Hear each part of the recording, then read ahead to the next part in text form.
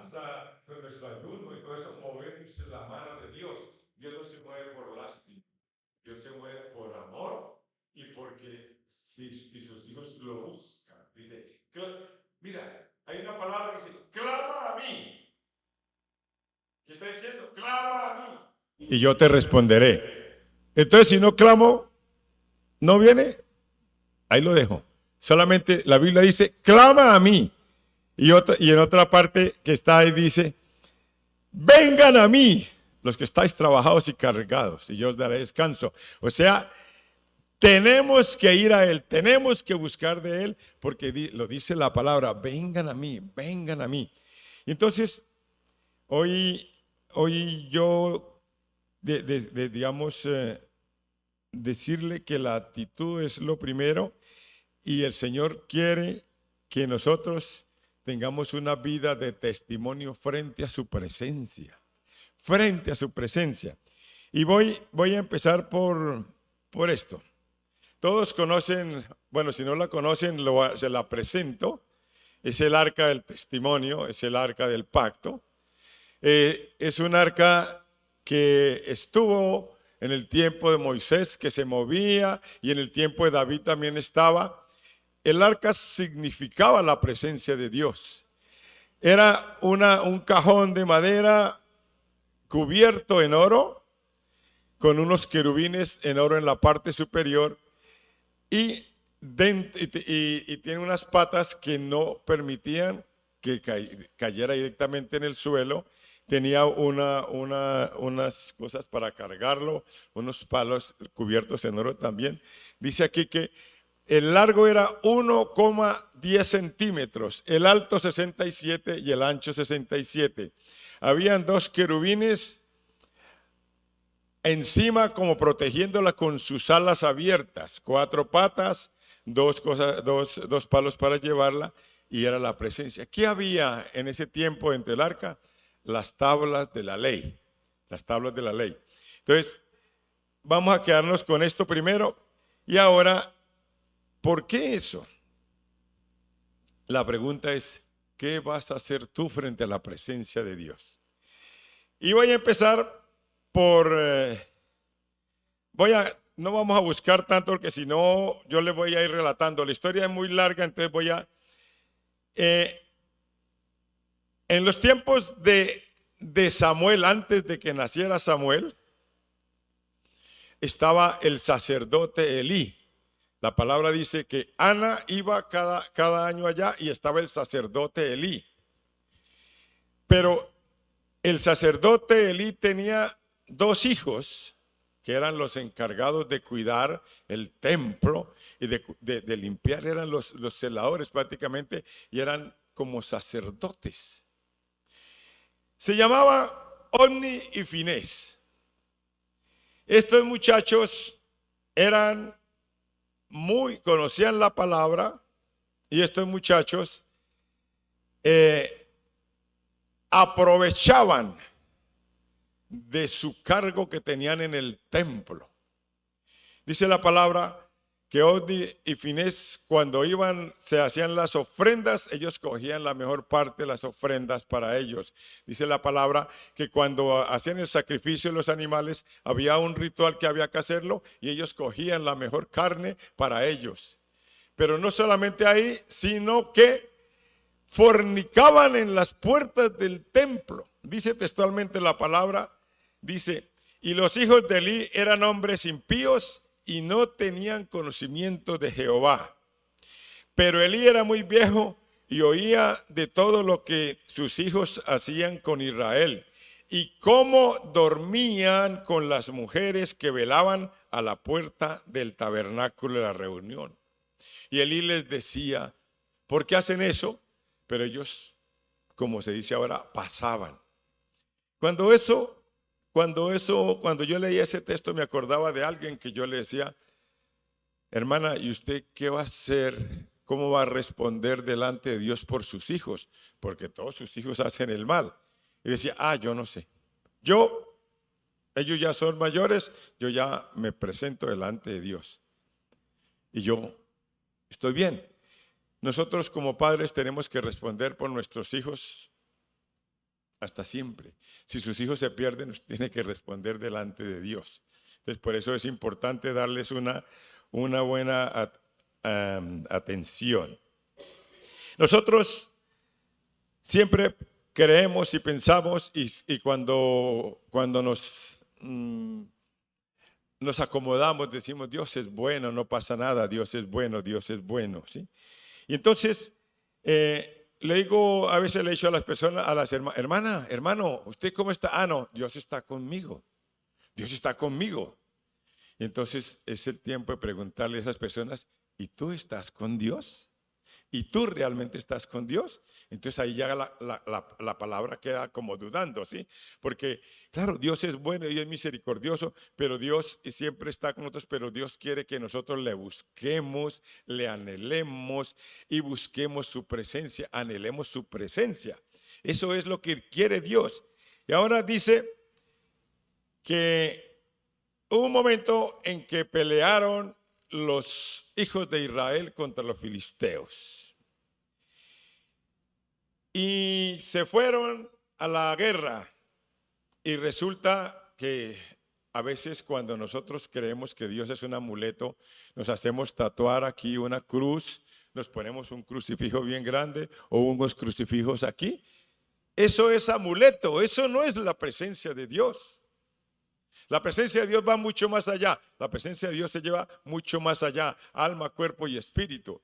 Y entonces el pueblo de Israel volvió el arca como un amuleto. Decía, si el arca va con nosotros, siempre ganaremos, pero hacían lo que no era recto delante de Dios y se fueron a una pelea. Y resulta que el pueblo se fueron sin el arca y los derrotó Israel y mataron a 4,000. Entonces dijeron, uy, ¿qué hace cuando uno siente que las cosas no le salen bien y ¿dónde está Dios? ¿Por qué Dios no me apoya? ¿Por qué Dios permite esto? ¿Por qué Dios? Y entonces dice que entonces el pueblo dijo, vamos a llevar el arca porque el arca siempre nos defiende y siempre ganamos las peleas, y llevaron el arca, ¿sí? ¿Y sabe quiénes llevaban el arca? Los hijos de Elí, Ogni y Finés. Y fueron a la pelea. Y ya no murieron 4,000. Vamos a buscarlo en Primera de Samuel 4. Primera de Samuel 4. El número 10. El número 10 dice, pelearon pues los filisteos e Israel fue vencido. Y huyeron cada cual a sus tiendas. Y fue hecha muy grande mortandad, pues cayeron de Israel 30,000 hombres. Y el arca de Dios fue tomada y muertos los dos hijos de Elí, Ogni y Finés. Primero murieron 4,000 sin el arca. Y cuando tenían el arca murieron 40,000. Entonces, ¿qué es lo que pasa? Nosotros siempre hemos hablado que Dios no permite ser burlado. Y los hijos de Elí no respetaban la presencia de Dios, y cuando llevaban el arca la llevaban ellos, y fue peor el remedio que la enfermedad. Dice que murieron 40,000, murieron 30,000. Entonces, la pregunta es, ¿por qué si estaba el arca? ¿Por qué sucedió eso? Porque Dios merece respeto. Sí, hermanos, sí, attention please. Dios merece respeto, y el arca, la presencia de Dios. Hoy el arca no está, pero está la presencia de Dios. Porque cuando murió Jesús, todo cambió y dice que se rompió el velo y podemos tener acceso a su presencia. Y una cosa que a mí me gusta, ¿sí? Y lo dicen las personas, no solamente lo siento yo, dice, la presencia de Dios está en este lugar. La presencia de usted en este lugar. Y entonces, ¿qué vamos a hacer delante de la presencia de Dios? Sigue la pregunta dando vueltas.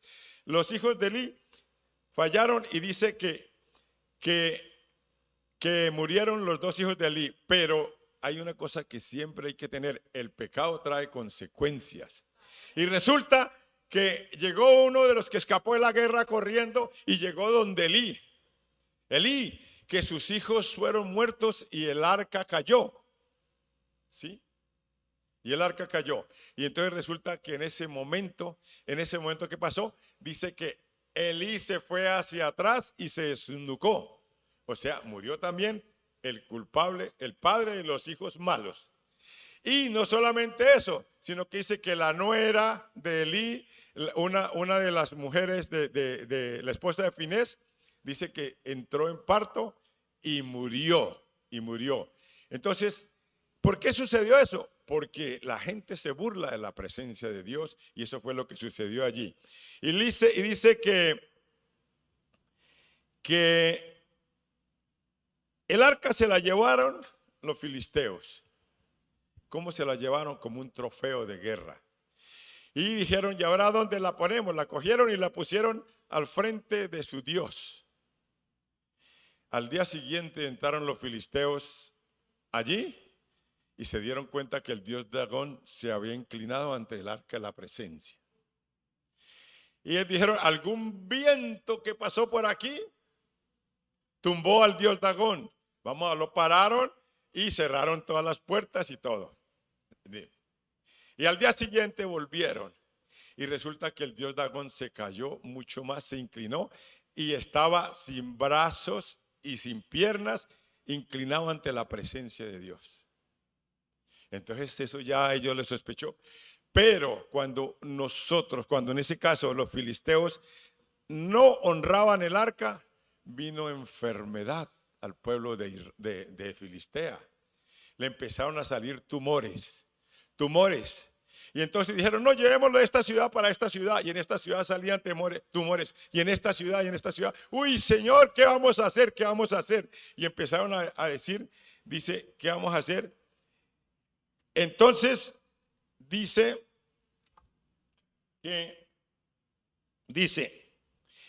y se agravó la mano de Jehová sobre Asdod y los destruyó y los hirió a todos con tumores. Y viendo esto, los de Asdod dijeron, no quede con nosotros el arca de Dios, porque su mano es dura sobre nosotros y sobre nuestro dios Dagón. Estaba castigando al pueblo y estaba destruyendo a su dios Dagón. Ahora, entonces el pueblo de Filistea, los filisteos dijeron, por favor, atención, please. Los de filisteos, ¿qué dijeron? Vamos a devolver el arca. El arca nos está trayendo maldición a nosotros.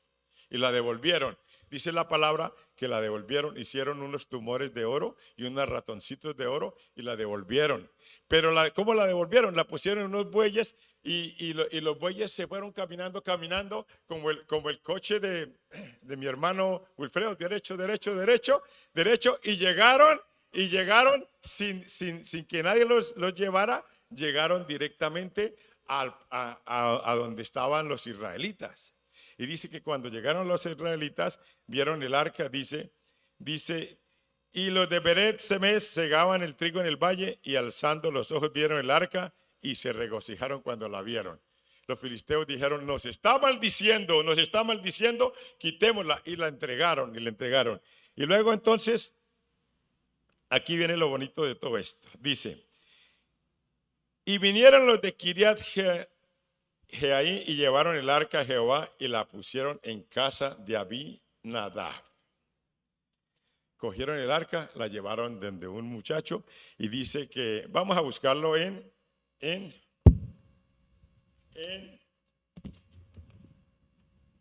Primera de Samuel 7:1. Primera de Samuel 7:1.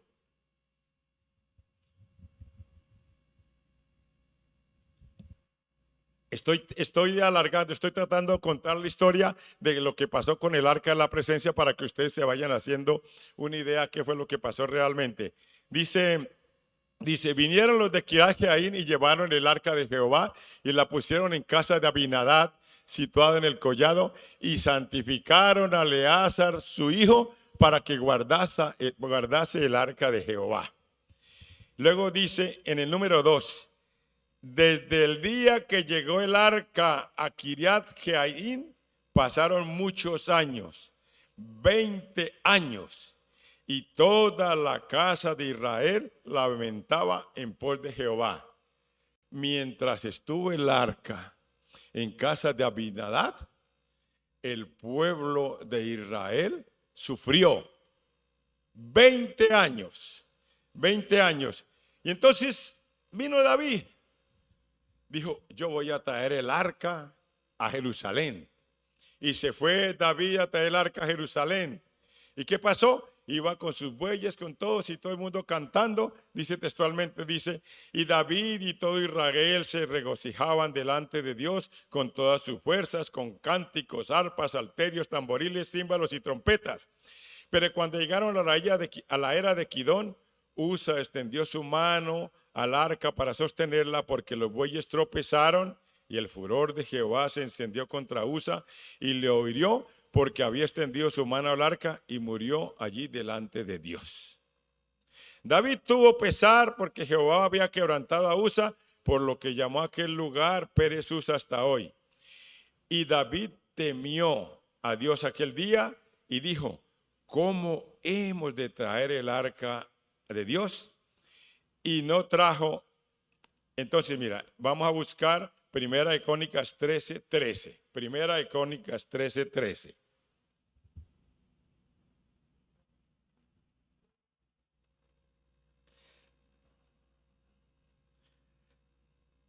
Y no trajo David el arca a su casa en la ciudad de David, sino que la llevó a casa de Obed-Edom Geteo.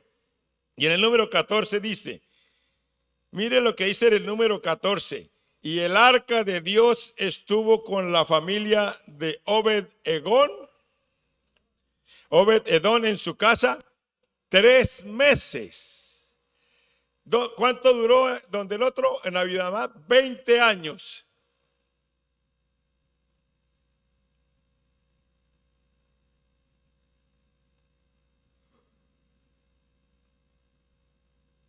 Hermanas, ¿por qué no se separan mejor? Es que así no se puede predicar, de verdad. Perdone que sea así, pero es que para mí pienso que es un tema importante. Entonces dice que la casa de Obed-Edom en 3 meses, y bendijo Jehová la casa de Obed-Edom y todo lo que él tenía. Duró 20 años en otra casa y el pueblo lloraba. Duró 3 meses en la casa de Obed-Edom y hubo bendición en su casa. Y entonces, en ese entonces, como que sucede, pasa con lo que pasa aquí en el barrio. Pasa cualquier cosa y todo el mundo lo sabe. David se enteró que había sido bendecido en la casa de Obed-Edom y dijo, pues yo me llevo el arca para Jerusalén. Y le voy a resumir para no volverme tan cansón. Dice que David montó una fiesta, David se quitó sus vestidos de rey y se puso un efod de lino fino y llevaron el arca a Jerusalén. ¿Sí? ¿Y qué pasó? Entonces, resulta que dice que Obed-Edom se quedó sin trabajo ya. No, dice Obed-Edom, yo me voy con el arca. Yo me voy con el arca y se fue para Jerusalén con el arca. Pero no se fue solo, sino se llevó a todos sus hijos. Y dice la palabra de Dios que los 72 familiares de Obed-Edom eran los que cuidaban el arca. Y dice la palabra que para que la gente entrara a ver el arca, tenían que pasar delante de la familia de Obed-Edom. Fue tanta la bendición. Y cuando David hizo una fiesta, bendijo al pueblo y luego entonces de eso hubo varias posiciones ahí. La gente se puso contenta, mataron animales y comió todo el mundo y luego David bendijo a todas las familias y por último llegó a su casa a bendecir a su casa y dice que su mujer dijo, vaya. Dice, y su mujer volvió luego David para, 2 Samuel 6:20. 2 Samuel 6:20. Volvió luego David para bendecir su casa y saliendo Mical a recibir a David dijo, cuán honrado ha quedado hoy el rey de Israel. descubriéndose hoy delante de las criadas de sus siervos. ¿Cómo se descubre sin decoro un cualquiera? O sea, Mical le dijo que el rey había hecho mal. Y entonces el rey le dijo, entonces David le respondió en el número 21, fue delante de Jehová quien me eligió en preferencia a su padre y en toda su casa para constituirme por príncipe y del pueblo de Israel. Y dice David, por tanto danzaré delante de Jehová. Y aún me haré más vil que esta vez y será bajo sus ojos, pero seré honrado delante de las criadas a quien me has hablado. Dice David que ante la presencia de Dios se humilló. Dice la canción, por causa de Jehová me haré más vil. ¿Sí? O sea, David dejó de ser rey, aunque era rey, dejó de ser rey para honrar a Dios. Y cuando Mical se burló del rey porque honró la presencia de Dios, Mical se secó, Mical se volvió estéril y no tuvo nunca más hijos. Se fue sin hijos. Mire cómo vamos organizando la vida. ¿Sí? Cuando el pueblo de Israel llevó el arca como un talismán, no hubo bendición. Cuando el pueblo de Israel llevó el arca a la guerra, siendo llevada por personas indignas que eran vergüenza para la presencia de Dios, vino una derrota grande y murieron 30,000. O sea, hubo muerte. Cuando los filisteos se llevaron el arca como un trofeo de guerra, vino maldición sobre Filistea y todo el pueblo fue lleno de temores y hubo mucha mortandad en ese pueblo. Por eso devolvieron el arca. Cuando el arca estuvo como un mueble más, como algo más en la casa de Abinadab, no hubo bendición. Pero cuando el arca estuvo en la casa de Obed-Edom, donde la cuidaba, la limpiaba, le alababa, la honraba, hubo bendición que en 3 meses hubo más bendición que en 20 años. Cuando nosotros realmente honramos la presencia de Dios, hay bendición. Cuando nosotros no honramos la presencia de Dios, pueden haber tumores. Y entonces, ¿qué pasó aquí? Dice, creo que es en el Salmo, bueno, no lo voy a buscar, dice, en la presencia de Dios hay plenitud de gozo. En la presencia de Jehová hay plenitud de gozo. Mira, esta mañana orábamos y realmente es muy bonito ver cómo Dios nos va hablando. ¿Qué pasó con Obed-Edom? Obed-Edom dejó todo y se fue a servirle a la presencia de Dios. Pero no dejó a sus hijos, se llevó a sus hijos, a sus tíos, a sus nietos, a todos se los llevó. Y dice que 72 personas fueron allí honrando la presencia de Dios y fue grandemente bendecido su casa. ¿Qué pasó con David? David se hizo más vil y fue bendecido su vida y fue bendecido su reinado. Grandes fueron las batallas que ganó David. Ahora, la pregunta es, ¿qué vamos a hacer nosotros frente a la presencia de Dios? ¿Qué actitud vamos a tomar? ¿Qué actitud? A veces yo me pongo a pensar delante de la presencia de Dios y le pregunto, Señor, ¿será que nosotros estamos haciendo bien nuestro trabajo como pastores? Porque a veces los hermanos les habla uno de parte de Dios y les entra por aquí y les sale por aquí. Cuando uno ve que las personas pierden el temor a Dios, ¿qué es perder el temor a Dios? es hacerse loco con la palabra, decir Dios es bueno, no pasa nada, Dios me va a cambiar, Dios cambia. No. Cuando nosotros hemos hablado claramente de la importancia de la santidad y hemos hablado claramente de honrar la presencia de Dios. Yo no puedo decir una cosa y afuera hacer otra. Y Dios quiere que nosotros seamos rectos. ¿Qué actitud vamos a tomar hoy? Hoy es el día de tomar decisiones. Hoy es el día de tomar actitudes. Por eso les decía, es importante. Mira, si a alguien no le gusta la prédica de hoy, no me reclame a mí, reclámele al Señor.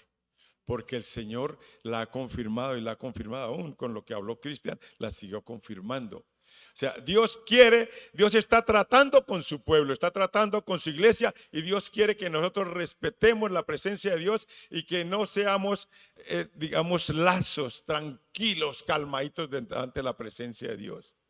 Y entonces, ¿qué vamos a hacer? Los israelitas eran muy cómodos, siempre tenían la bendición de Dios, tenían la presencia como un amuleto. Es así, yo soy cristiano, pero da igual, yo vivo de acuerdo a mí y a veces hasta amaño la palabra, ¿sí? Y a veces las personas pecan deliberadamente y cuando se peca deliberadamente no se honra a Dios. O somos con los filisteos que nos ponemos un crucifijo grande o tenemos una cosa ya, Jesucristo es mi amparo y mi fortaleza en mi casa, pero menosprecio la presencia de Dios. O somos como Abinabat, que la presencia de Dios es un regalo que está ahí. ¿Qué es ser como Abinabat? Es perder mi identidad como hijo de Dios. ¿Qué es ser como Abinabat? Es perder mi pertenencia como miembro de la iglesia. Me da igual si la iglesia crece o no. Me da igual, es más, a mí yo no voy allá porque va esa persona. Dios los ha plantado en esta iglesia y Dios los ha plantado como hijos de Dios y nosotros tenemos que ser cuidadores de la presencia de Dios. Buscar la presencia de Dios. Vivir con la presencia de Dios. O a lo mejor también somos como Mical. Desafortunadamente hay personas que son así. Mientras los cristianos se están rindiendo delante de Dios, mientras los hermanos de la iglesia se están rindiendo delante de Dios, los otros tienen el dedo señalador para decir, vea, ese tonto está yendo a la iglesia, ese no sé qué. Cada cosa tiene su consecuencia. Cada cosa tiene su consecuencia. De acuerdo a la actitud que usted tenga delante de la presencia de Dios, va a tener consecuencia o no. O vamos a ser como Obed-Edom o como David, que honramos la presencia de Dios. Muy fácil. ¿Qué le pasó a los filisteos? No honraban la presencia de Dios. Y hubo tumores malignos, tumores malos, y la gente moría. Pero nosotros no tenemos tumores, gloria a Dios, porque Cristo es nuestro sanador. Pero a veces nos buscamos los tumores. Y aquí no va a haber tumores físicos, pero sí va a haber tumores del alma. Y Dios no quiere que en esta iglesia haya tumores del alma. ¿Qué son tumores? La tristeza, la soledad, la amargura, los miedos, la depresión, el reproche continuo, la inseguridad, la falta de amor, el mendigar amor, la falta de perdón. Esos son males del alma que se van adquiriendo por jugar con la presencia de Dios. Se van adquiriendo por jugar con la presencia de Dios. Y entonces, hay varias opciones y termino con esto. Pregúntale una vez más al hermano que está a su lado, ¿y tú qué vas a hacer? ¿Y tú qué vas a hacer? ¿Va a ser como los hijos de Elí, burlándose de la presencia de Dios? ¿Va a ser como los hijos de Elí que fornicaban en el templo? ¿Va a ser como los hijos de Elí que va a traer muerte a su descendencia? ¿O va a ser como Abinadab, que le da igual? Si está Dios conmigo o no está conmigo, me da igual. Pero si usted ignora la presencia, va a suceder lo que decía Cristian. No hay bendición plena, dice, porque yo he venido para que tengan vida y la tengan en abundancia. O va a ser como los filisteos, que la presencia de Dios es un amuleto. Esta mañana ya oré, ya estuve en la presencia, pues ahora soy el mejor cristiano. O va a ser como Mical, señalar y señalar para traer esterilidad a su vida. O va a ser como Obed-Edom, que hubo honra y adoración para el Señor y hubo bendición en su casa. En 3 meses hubo, mira hermano, aquí nosotros nos matamos, porque yo también trabajo, nos matamos 1 mes, 2, 3, 4, 5 meses para conseguir algo. Y Obed-Edom consiguió eso en 3 meses, todo lo que él quiso. ¿Por qué? Abundancia, amén, amén, ¿sí? Y David también hizo lo mismo, honró la presencia de Dios. La pregunta es, ¿qué vas a hacer tú? ¿Qué vas a hacer tú? ¿Vas a seguir dudando, pensando, dudando si sigo a Dios o no sigo a Dios, si soy testimonio o no soy testimonio, si hago lo recto o no lo hago lo recto delante de Dios? ¿Voy a seguir así? Tan.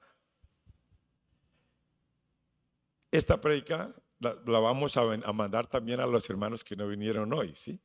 Sí, porque no solamente es esto que está sucediendo aquí, que Dios nos está, mire, eso que a ustedes les pasó, ayer nos pasó a nosotros.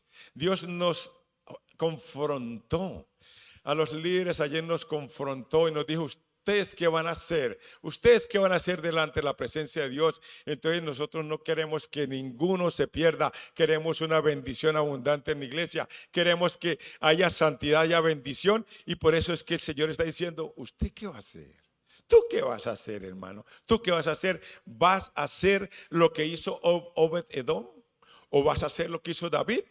Eso es lo que Dios quiere que hagamos, honrar su presencia, porque dice, y en su presencia hay plenitud de gozo, y dice, todo lo puedo en Cristo que me fortalece, dice, y así sucesivamente. Hay palabras en la Biblia que nos dan eso. Si yo busco, si yo tengo problemas, vaya la presencia. Por eso dice, venid a mí, venid a mí, venid a mí, buscadme, clama a mí, clama a mí. Eso es lo que dice el Señor. No es que Dios me bendice, Dios me bendice. Sí, Dios bendice, pero ¿cómo estás tú con Dios? ¿Cómo estás tú con Dios? ¿Cómo está su salvación y cómo está su bendición? Ahí donde está, cierre sus ojos, incline su rostro, y alguien que me apague la luz, por favor.